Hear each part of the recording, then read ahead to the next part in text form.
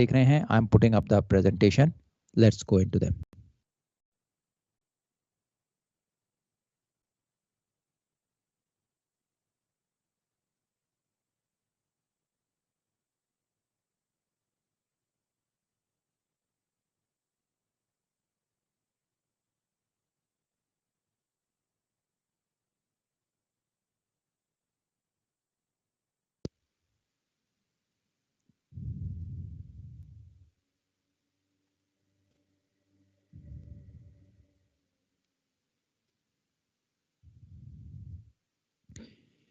So first of all, beta, I'm going into the concept of stellar magnitude.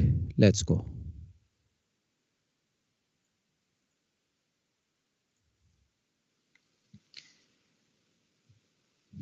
Let's first go into the concept of stellar magnitude. Stellar magnitude is a scale used for specifying the apparent brightness of a star as observed from the Earth. The magnitude number decreases as the apparent brightness of a star increases. You can see this diagram showing some specific celestial objects, celestial bodies, and also their stellar magnitude. You can see the brightest object in which we have is the Sun, and it has a stellar magnitude of minus 26.8. Now, as I told you earlier, the magnitude number decreases as the apparent brightness increases. So the celestial body having maximum brightness is the Sun, and it has the minimum magnitude number. The magnitude number of the Sun is minus 26.8. Now, after the Sun, we have the Moon, the second most bright body in the sky, and the stellar magnitude of the Moon is minus 12.5. Then after the Moon, we have the planet Venus. When it is at its brightest, it has a stellar magnitude of minus 4.4. Then we have star Sirius having a stellar magnitude of minus 1.5. Then Alpha Centauri, the nearest star to us after the Sun, having a stellar magnitude of 0.0. Then Betelgeuse 0.8, Polaris 2.5. Now the limit of the naked eye is stellar magnitude 6.0. These stars with magnitude 6.0, very faint stars, barely visible to the naked eye, are the 6.0 magnitude star. They are also called as sixth magnitude star. The brightest of the stars which we have, like Betelgeuse, Alpha Centauri, Sirius, they are called as the first magnitude star. So faint stars barely visible to the naked eye, sixth magnitude star, and the brightest of the stars coming under the first magnitude stars. Now, if you go little more further, if you use a binocular to observe the sky, you would be able to see the stars having a stellar magnitude up to 10. If you have a 1 meter telescope, it can help you to see the stars up to a stellar magnitude of 19. Then another important telescope which we have, Hale telescope, can see the objects having a stellar magnitude of 27. And the most powerful telescope which we have, the Hubble telescope and the Keck telescope, they can help you to see the stars, celestial object with a stellar magnitude number 30. So a diagram giving us a comparison of the brightness as well as the stellar magnitude of different celestial bodies. Any doubts up to here, beta?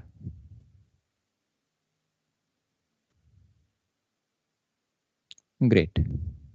Moving ahead.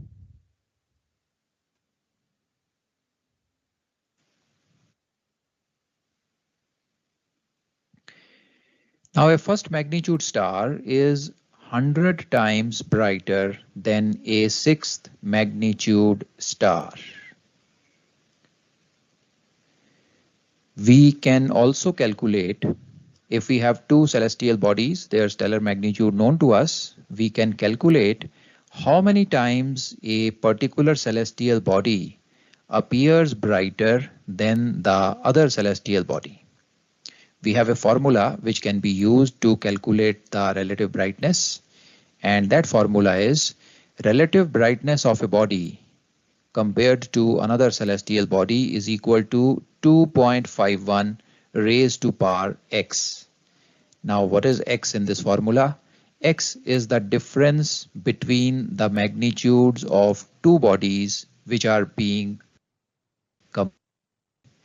So if you are given two celestial bodies, their stellar magnitudes are known. You can find out the difference between their stellar magnitudes. 2.51 raised to power that difference gives you how many times a particular body is brighter than the other. Clear, beta? Any doubts?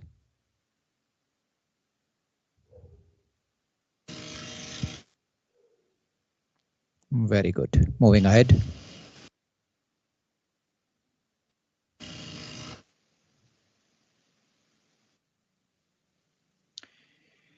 Now we have seen the stellar magnitude of the stars. We know that the faintest of the stars are of magnitude 6.0 and the brightest of the stars are magnitude 1 star. Now these stars are categorized basis their brightness. We have put them into categories. Now what are these categories? All the stars having their magnitude less than or equal to 1.0. That also includes the star in the negative stellar magnitude range. So all the stars having magnitude less than or equal to 1.0 are called as first magnitude stars. This is a group of the brightest possible stars in the sky, and they are the most preferred stars for the purpose of sight taking or for the purpose of observation. We always prefer to have a first magnitude star for our sight taking purpose. They are the easiest to spot in the sky, being the brightest. Now stars having magnitude greater than 1.0 and less than equal to 2.0 are called as second magnitude stars. In case you are not able to find a suitable first magnitude star for the purpose of sight taking, you can also choose and pick up a second magnitude star. They are also bright enough to be used easily for the conveniently for the observation. Now after this, stars having magnitude greater than 2.0 and less than equal to 3.0, they fall under the category of third magnitude stars, and so on. 3.0 stars having magnitude greater than 3.0, less than equal to 4.0, fourth magnitude. Stars having their stellar magnitude greater than 4.0, less than equal to 5.0, fifth magnitude, and so on. Now, why are these categories important? Because in the questions, they sometimes ask us to find out the first and second magnitude stars which are suitable for a particular observation. So in that case, we check their magnitudes from the almanac, and whichever magnitudes fall under our required category, we pick up those stars and write them as our answer. Sir, can you show me that formula with the brightness? Okay, beta, I'll show you. This is 2.51 raised to power x. I'll show you. This is clear, beta. Any doubt in this? So regarding this magnitude also, I have read somewhere else that the first magnitude star is stars with magnitude less than 1.5 or something. I think that is wrong. Because No, beta. Subra, No. Basically, I'll tell you where the problem is. If you go to the e-governance, no, there you have the e-learning material. In the e-learning material is mentioned as up to 1.5 as first magnitude. But yes, the practical navigation book gives the ranges as we are seeing on the screen.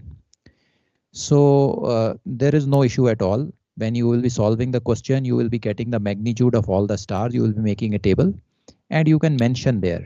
If they have asked you write down the first magnitude star, so you mention there in a remark, assuming first magnitude star with magnitude less than equal to 1.0, and you write your answer. That is perfectly all right. Okay, sir. Okay, understood. Okay. There are basically two scales which are used.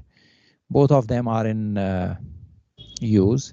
So there can be a bit of confusion, but once you write it in your answer as a remark that considering this as first magnitude, then you write your answer, it is perfectly all right. Sir ये पूरी table याद करनी पड़ेगी? अब बेटा अगर समझ में नहीं आया है तो फिर याद ही करनी पड़ेगी.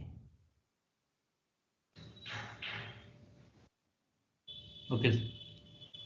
क्योंकि मैग्नीट्यूड तो निकालने पड़ेंगे ना बेटा. स्टार्स की लिस्ट आ जाएगी, पता करना पड़ेगा मैग्नीट्यूड. फर्स्ट मैग्नीट्यूड अगर पूछा है, we will have to pick the stars with numbers 1.0 and less. Okay sir. Sir up to second magnitude ही तक मतलब पढ़ना है ना सर, बाकी तो जरूरत नहीं है ना एग्जाम के लिए? बेटा यूजुअली साइट के लिए अप टू सेकंड मैग्नीट्यूड ही यूज होते हैं. क्वेश्चन में भी generally up to second magnitude ही पूछे जाते हैं. Okay okay okay. हाँ हाँ.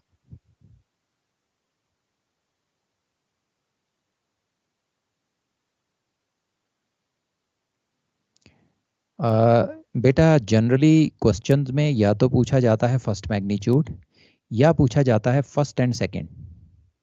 सो ये डाउट अराइज नहीं होता है, क्योंकि फर्स्ट एंड सेकंड पूछेंगे तो anything 2.0 and less will be picked up, right.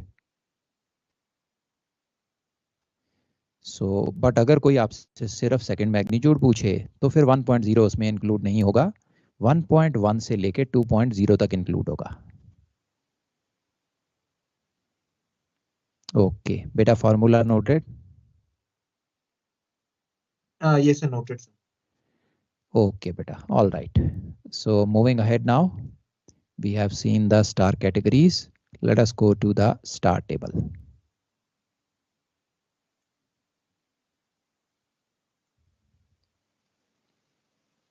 Now going further, we need to be familiar with the stars information table given on page number 268 of the 1992 Almanac.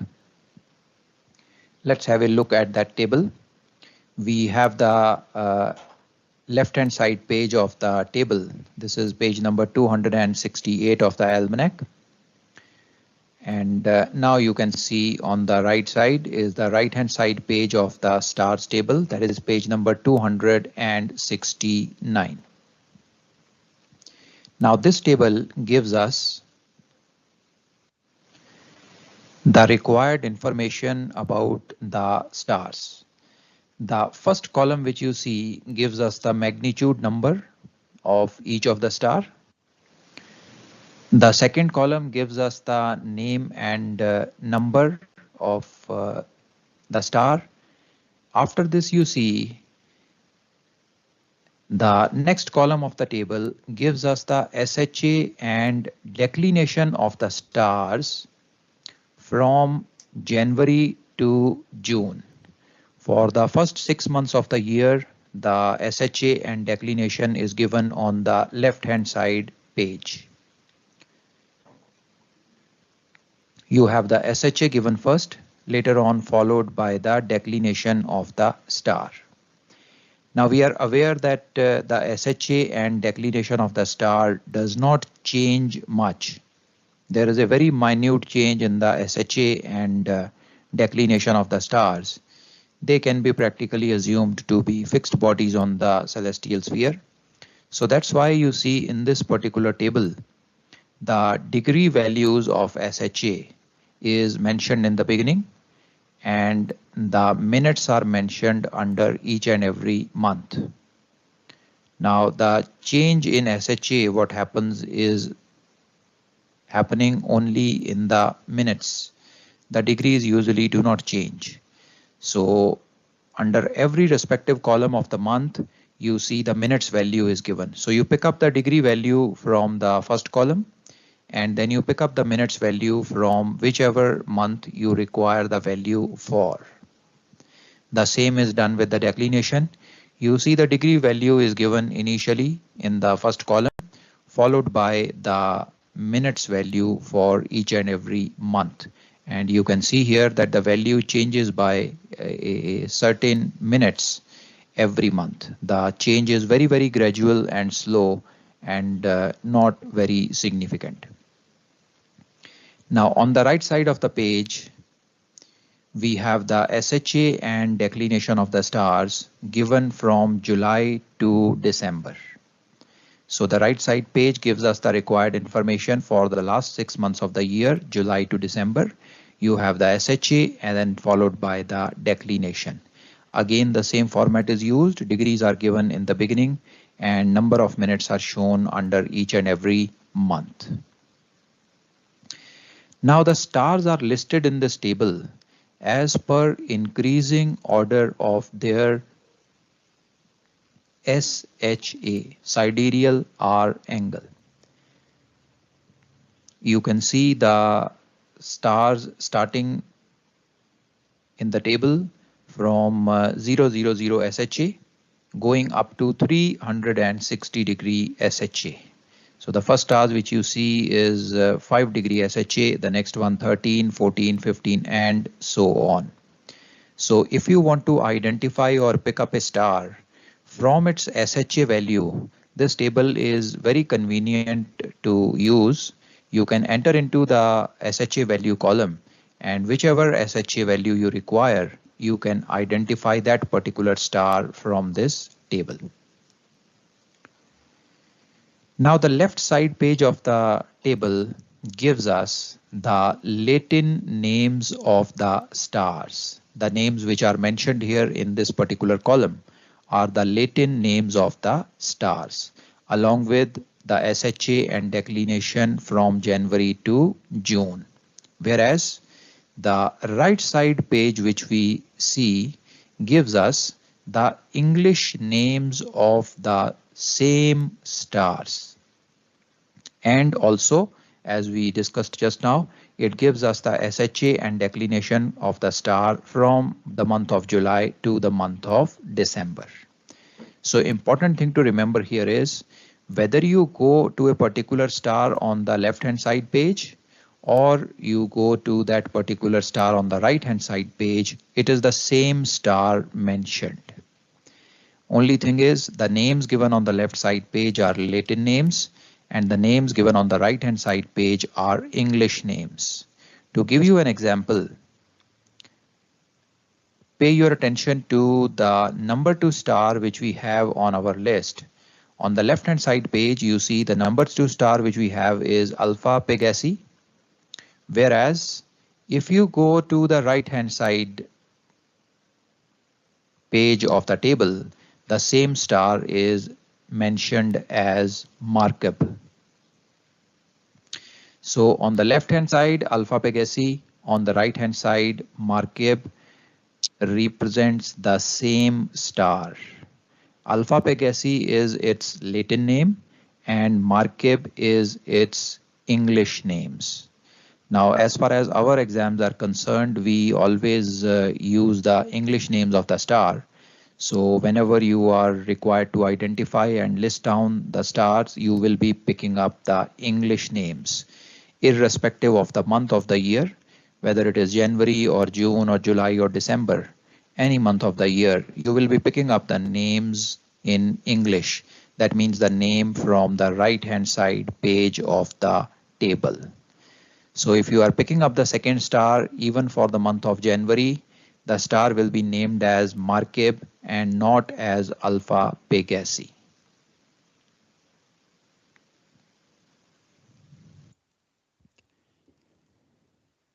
Beta, any doubt coming now in the table? So if by mistake I write down the Latin name, then the marks are deducted. They can be deducted, beta. If the examiner is considerate, he may give you marks, but somebody else may deduct some marks because his answer key will not be matching with your answer. Okay, sir. So in front of some stars, these numbers are given. So what are those? Okay, though not required for our question, there is a page on which some selected stars are mentioned in the almanac. अब हमारा जो selected pages हैं उनमें वो page missing है, it is not there. So these are the stars which are mentioned in that separate page. They are mentioned separately in the almanac. अगर आप principles of navigation की बुक देखोगे तो वहाँ पे 1976 एल्मनैक है, उसका ये वाला पेज जो है it is given at the back of the book. So these are those reference numbers, जिन भी स्टार्स के आगे ये नंबर है they are included in that list. Okay, we do not need these numbers for our purpose anywhere. Okay, sir. Thank you, sir. Okay, beta, great. Let's move ahead.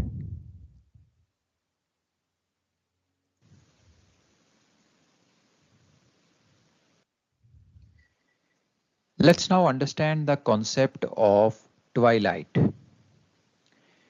Now, twilight is the light received from the sun when the sun is below our horizon. Now, we receive the light from the sun when it is above our horizon, and we call that light as sunlight. But we also receive some light when the sun is below our horizon and close to it, and that is the light which we call as twilight. This happens before sunrise in the morning and after sunset in the evening. So as you can see in this diagram, the right side of the diagram represents the sunrise, and before sunrise for this particular period, the dark blue color sector which is marked here on the right side of the diagram represents the period when we get the twilight. And when the sun goes on the western horizon, you can see in the diagram, the sun going in the western horizon sets at this particular instant, and after setting we keep on receiving the light which is called as twilight when the sun is in this dark blue color sector. Okay, beta, are you able to see the diagram, other people? Yes, sir. Okay, Yes, sir. so beta, there is some issue with your connection. You can log out and log in again. Yes, sir. Shubham Chand, logging out and logging in again. Yeah, do that, beta, do that.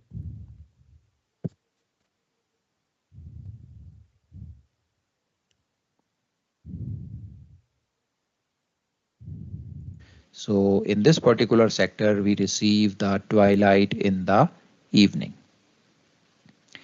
Now, even though the sun is below our horizon, it still illuminates the upper layers of the atmosphere. Now, this happens because of the refraction and scattering principle. The light undergoes refraction in the atmosphere and it gets scattered in various directions, because of which we are able to see the light even after the sun has set or the sun has gone below our horizon.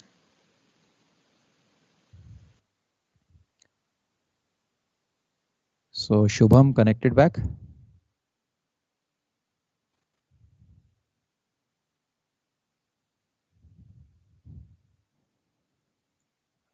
Yeah, looks like not yet.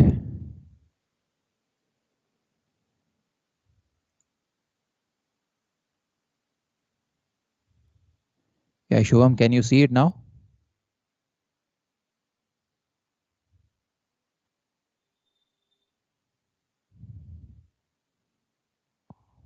Okay, I believe he's okay. Let's go.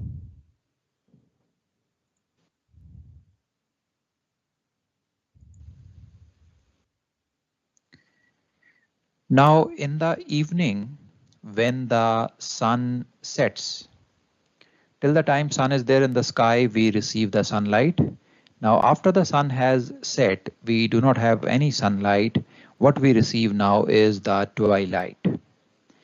The twilight is available to us till the time the sun goes 18 degrees below our horizon. So you can consider this 18 degrees as a negative altitude of the sun. Till the time the sun is within 18 degrees of our horizon, we keep on receiving this twilight, and after the sun crosses this 18 degrees belt, after that there is total darkness and we do not receive any light from the sun. So in the evening time, the twilight commences at sunset, and it continues up to the point where the sun is 18 degrees below the horizon, and after that the night starts. So after 18 degrees, there is no light which we receive from the sun. It is totally dark. Are you talking about rational horizon or sensible horizon? Now, beta, sunrise or sunset is considered basis the visible horizon, but this 18 degrees is considered basis the rational horizon. Okay, but जब भी हम इससे related numericals करते हैं, now when we do the numericals, we always make the rational horizon diagram. There is no visible horizon in that diagram. So we consider that all calculations are basis rational horizon only. Even though practically sunrise or sunset is basis the visible horizon, calculations are all done only with reference to rational horizon. Okay. Now in the morning, the twilight commences when the sun is 18 degrees below our horizon. It reaches at a point when it is 18 degrees below our horizon. That is the period when the twilight starts. Right now, the laser pointer is showing that instant when the sun is 18 degrees below the horizon. We keep on receiving this twilight till sunrise, and as soon as the sun rises, the twilight ceases and we are able to see the sun and receive the sunlight. Now this entire period of 18 degrees is divided into 3 different stages, and we call these 3 different stages as civil twilight, nautical twilight, and astronomical twilight. Now let us see these 3 stages of twilight one by one. Any doubts coming up to here, beta?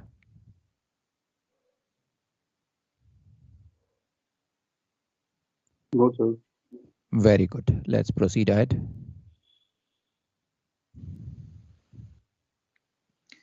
Now we have zoomed into the right side portion of the diagram depicting the sunrise. Now you see the sun is at this instant at a particular time. As the sun approaches towards our horizon, right now it is night, it is totally dark. We are not receiving any light from the sun. Now when the sun reaches at this particular point, you can follow the laser pointer on the screen. When the sun reaches at this particular point, now this point is 18 degrees below the horizon. You can see the angle also mentioned here. The sun has reached 18 degrees below the horizon. Now this is the instant when the astronomical twilight commences. The astronomical twilight has commenced at this particular instant, and we are able to receive some light, though very, very little, at this particular point of time from the sun. After this instant, the sun keeps on coming closer to the horizon, and the altitude is, it was initially minus 18 degrees when the twilight started. Now it starts to come down, minus 17, minus 16, minus 15, and so on. Now at this particular instant, the sun is 12 degrees below the horizon. You can see this angle is 12 degrees now. It is marked in the diagram. Now this is the instant when the sun is 12 degrees below the horizon, and at this particular instant, the nautical twilight commences. The nautical twilight has commenced here. After this instant, the sun keeps on coming closer to the horizon, and at this particular instant, you can follow the laser pointer. At this particular instant, the sun is 6 degrees below the horizon. The angle is shown in the diagram. And at this particular point, when the sun is 6 degrees below the horizon, civil twilight commences. Now, all these three twilights, they go up to the sunrise. Each of them, the astronomical twilight, nautical twilight, and civil twilight, lasts until the visible sunrise. Visible sunrise is when the sun's upper limb appears on our visible horizon. That's the instant we call as visible sunrise. Go ahead, beta. So if the question was asked to find the stars suitable for observation in the nautical twilight, then we'll take the time period from the sunset till 12 degrees after red. No बेटा मैं बताता हूँ. Let me complete this, then I'll tell you. इसमें थोड़ा tricky part है. So I'll tell you how to identify कि question में क्या करना है. Well, let's complete this first. Okay, sir. So you see the commencement time of all the three twilights are different. Astronomical twilight commences when the sun is 18 degrees below the horizon. Nautical twilight commences when the center of the sun is 12 degrees below the horizon. Civil twilight commences when the sun is 6 degrees below the horizon. And all three of them, they last until the visible sunrise when the upper limb of the sun appears on our visible horizon. Now, out of this entire period, as far as navigators are concerned, as far as sight taking is concerned, which is the most suitable period for us? The most suitable period for us is between 12 degrees and 6 degrees. This particular period, which is represented in blue, the upper period is represented in light blue, and the bottommost period is represented in dark blue. The middle portion is what is important from the point of view of the navigator for the purpose of sight taking. Now this period is basically the commencement of nautical twilight to the commencement of civil twilight. The suitable period for us for sight taking starts at the commencement of nautical twilight in the morning, and it remains up to the commencement of the civil twilight in the morning. Now, why is this period suitable to us? If you go beyond this particular period into the dark blue zone, now in the dark blue zone, the sun is 18 degrees to 12 degrees below the horizon. With the sun more than 12 degrees below the horizon, there is very less light for the horizon to be clear to us. The horizon may not be very much clear to us because the light which we are receiving is very, very, very low. Now, as the sun reaches about 12 degrees below the horizon, we have sufficient light with which the horizon can be clearly seen. And we know for the purpose of sight taking, we need to have the horizon as well as the body in our sight. So we can start our sight taking at this instant when the sun is 12 degrees below the horizon. And this suitable period continues up to the sun going 6 degrees below the horizon. Now, when the sun reaches 6 degrees below the horizon, you see as it is coming closer to the horizon from 18 to 12 and from 12 to 6 now, more and more light is visible to us on the eastern horizon. Now at this particular instant, when it is just 6 degrees below our horizon, there is so much of light on the eastern horizon that stars and other celestial bodies, stars as well as the planet, they start to disappear. So after 6 degrees, we may not be able to easily identify, find out the stars for the purpose of sight taking. It is so bright in the sky that the stars start to disappear. So this period is also not very suitable for us for the purpose of sight taking. The most suitable period is commencement of nautical twilight when the sun is 12 degrees below the horizon to commencement of civil twilight when the sun is 6 degrees below the horizon. Up to here, any doubts coming in, beta?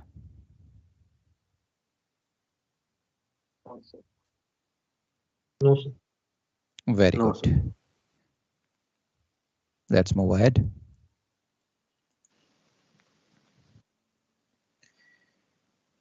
Now we have zoomed into the sunset part of the diagram. This is the instant when the sunset takes place. So in the evening, as soon as the sun sets, as soon as we have a visible sunset, which means the sun's upper limb has disappeared from our visible horizon, this is the instant when all the three twilights commence. So the commencement time in the evening for all the three twilights is the visible sunset. The civil twilight continues till the time the sun is 6 degrees below the horizon. At this particular instant, the sun has gone 6 degrees below the horizon. You can see it is represented in the diagram also. Sun is 6 degrees below the horizon, and this is the period when civil twilight ends. The other two continue. The sun goes further down, and when the sun reaches at this particular instant, when it is 12 degrees below the horizon, so sun is at 12 degrees below the horizon here, the nautical twilight ends. Astronomical twilight still continues. The sun also moves down, and when the sun reaches at this particular instant, when it is 18 degrees below the horizon, the astronomical twilight ends. So we can clearly see that all the three twilights begin at the time of visible sunset. Civil twilight continues till the sun is 6 degrees below the horizon. Nautical twilight continues till the time sun is 12 degrees below the horizon, and astronomical twilight continues till the time the sun is 18 degrees below the horizon. After 18 degrees, there is no light received from the sun, and we have total darkness or the night. Now in this case also, the suitable period for us for the purpose of sight taking is between 6 degrees and 12 degrees, which in this case is the ending of the civil twilight to the ending of the nautical twilight. This is the most suitable period for us. Before this period, the sun is within 0 to 6 degrees of the horizon, and there is too much light for the stars and planet to be visible to us. There is so much light that stars and planet may not be visible. Between 6 to 12 degrees, the light has decreased now. The stars and planets start to appear in the sky. They gain sufficient brightness so that we can observe them by the sextant for the purpose of sight taking. And after this interval, that means when the sun has gone below the horizon more than 12 degrees, there is so less light available from the sun that the horizon is not clear to us. The stars and planets are shining very bright, but the horizon being not visible, it will not be possible to take the sight. Go ahead with your doubts now, beta, up to here.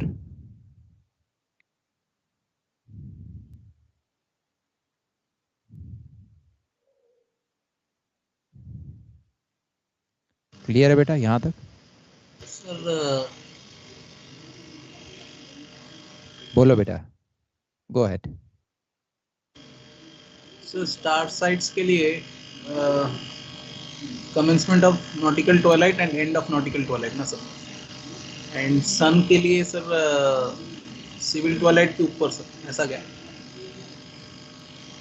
बेटा तुमने तो अभी तक जितना मैंने बताया सबकी खिचड़ी बना दी.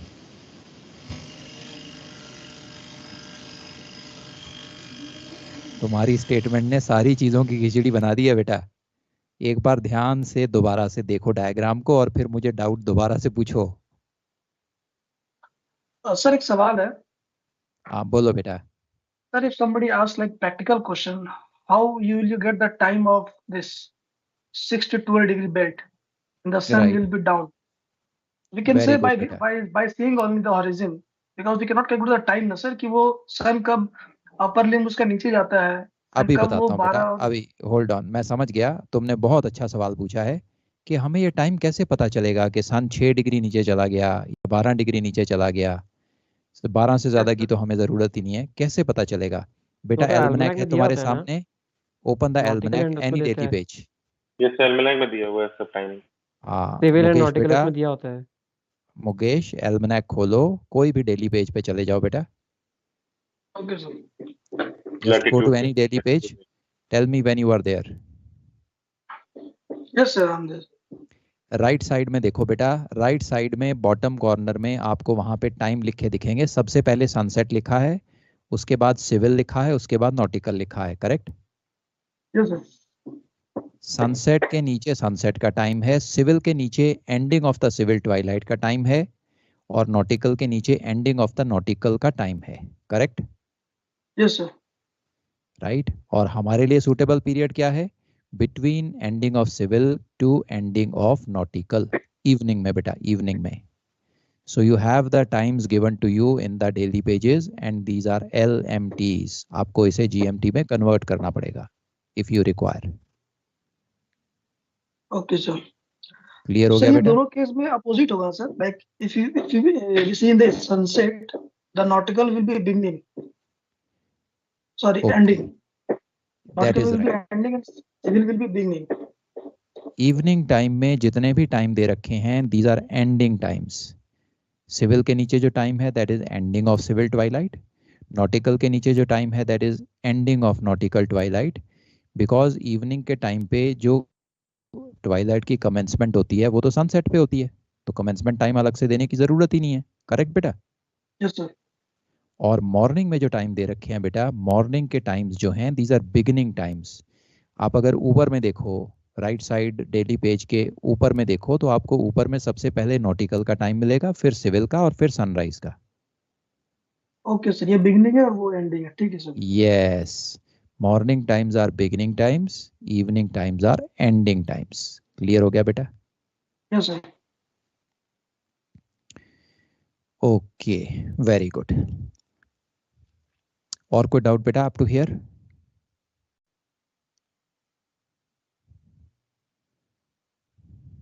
ओके, अब बेटा एक और चीज देखो। अब हमें ये तो पता चल गया कि सूटेबल पीरियड क्या है। मॉर्निंग में it is commencement of nautical to commencement of civil, evening में it is ending of civil to ending of nautical. Most of the questions, I would say 90% of the question will talk about this suitable period only. लेकिन बेटा कई बार examiner ऐसे सवाल डाल देते हैं जो नॉन सूटेबल पीरियड में भी कैलकुलेशन के लिए बोलते हैं आपको। Sometimes examiner put those type of questions. They should not be put because practically वो पीरियड में साइट ली नहीं जा सकती, पर कई बार पेपर में ऐसे सवाल आ जाते हैं।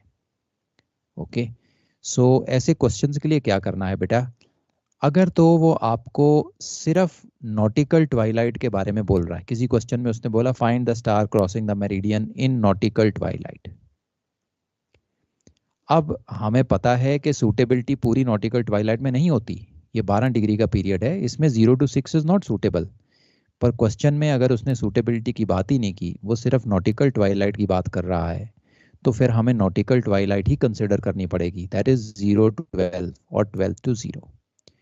बट अगर क्वेश्चन में वो ये बोलता है find the stars in nautical Twilight suitable for site, तब हम इस पीरियड को 0 to 12 नहीं लेंगे, हम इसे 6 to 12 लेंगे, क्योंकि सूटेबिलिटी तो 6 to 12 में ही आती है। So this is what we will be doing in the question. मैं असाइनमेंट में आपको ये दोनों टाइप के सवाल दे दूंगा। So Nelson, is it getting clear now? Yes, sir. If they are asked to find the star suitable for observation, the nautical twilight, then nautical twilight से beginning से लेके sunrise तक और sunset से लेके nautical twilight के ending तक ढूंढना है। और if suitable for observation बोलेंगे तो beginning of nautical twilight till beginning of civil twilight in the when the sun is rising, and end of civil twilight and end of nautical twilight when sun is setting. Very good beta, very good, you have understood, very good. Sir ये जो suitable twilight का जो बोला है अभी, that I have understood कि वो nautical twilight में निकलेगा। तो फर्स्ट चीज आपने क्या बोली थी जो एस्ट्रोनॉमिकल में भी हम ले सकते हैं? नहीं बेटा, एस्ट्रोनॉमिकल में कुछ नहीं लेंगे। ना एस्ट्रोनॉमिकल ट्वाइलाइट का टाइम हमें एल्मनैक में दिया है, ना ही इस पे हमें कोई क्वेश्चन आएगा। The question will be revolving in either the nautical Twilight और सूटेबल फॉर साइट। यही दोनों चीजों में रिवॉल्व होंगे questions. Okay, so nautical twilight and suitable for sight. But sir, suitable for sight will also be under nautical twilight only, right? Suitable for sight will be period from 6 degrees to 12 degrees. Nautical twilight will be from 0 to 12. Okay, understood. Okay, there is a small difference between both of them. So you have to read the question carefully. If it is talking only of nautical, you take the period from 0 to 12. If it is talking of nautical twilight and also telling you to check for suitability, then you take the period from 6 to 12. Understood, sir. Okay. Great. So again, the light blue portion is not suitable because there is too much light. The dark blue portion is not suitable because there is too less light for the horizon to be visible. The suitable period for us is the middle period, the blue color period, which is represented by -6 degrees to -12 degrees altitude of the sun. This is the most suitable period in the case of evening twilight.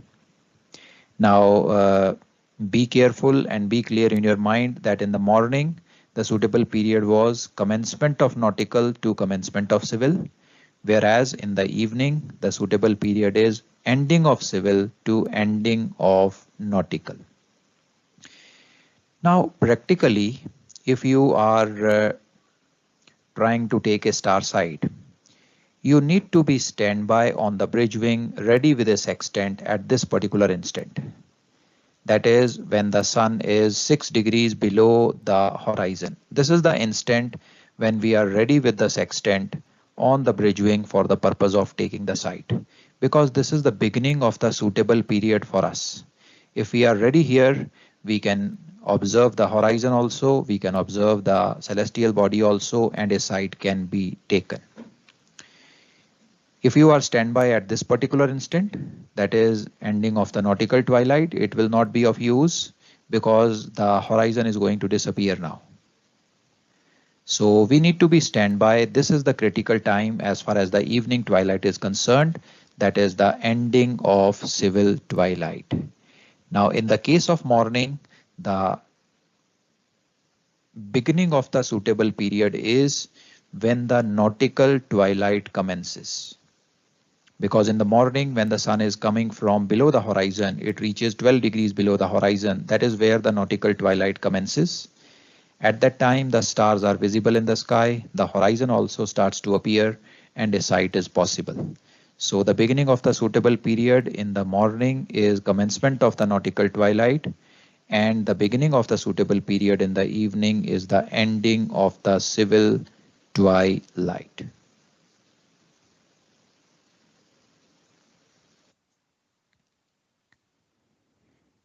Go ahead with your doubts now, beta.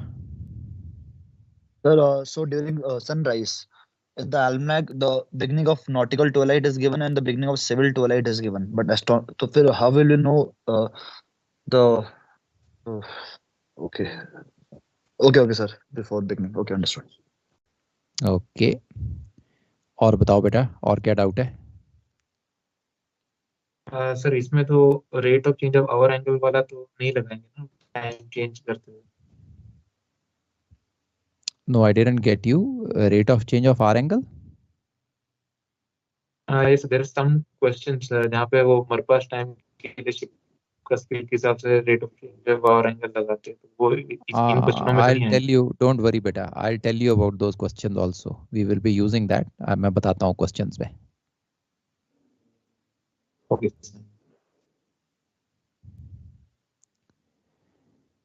Okay, चलें बेटा, आगे चलें.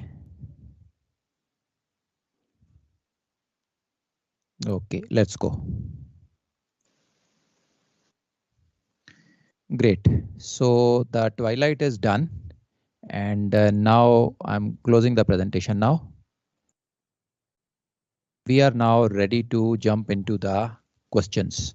हमने basic concepts देख लिए हैं. We are clear about stellar magnitude. We are clear about 268 table, page 268, and we are clear about the concept of twilight.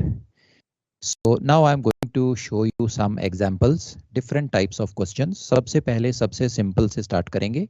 That is type 1. Then we move on to type 2, which is a add-on, type 3, which is a add-on, then type 4 and 5. So ready beta? Break की जरूरत तो नहीं है बेटा? Can we continue? Sir, 5 minute break. Okay, all right बेटा, ठीक है. Break लेना चाहते हो तो अभी ले लो, because once Yes, we sir. continue with the numerical, then we will be there for some time. So let's meet back after 5 minutes. 10 minutes. Sir. Okay, all right, 10 minutes. Be back after 10 minutes. Okay, Thank sir. you, sir. 1850. Okay.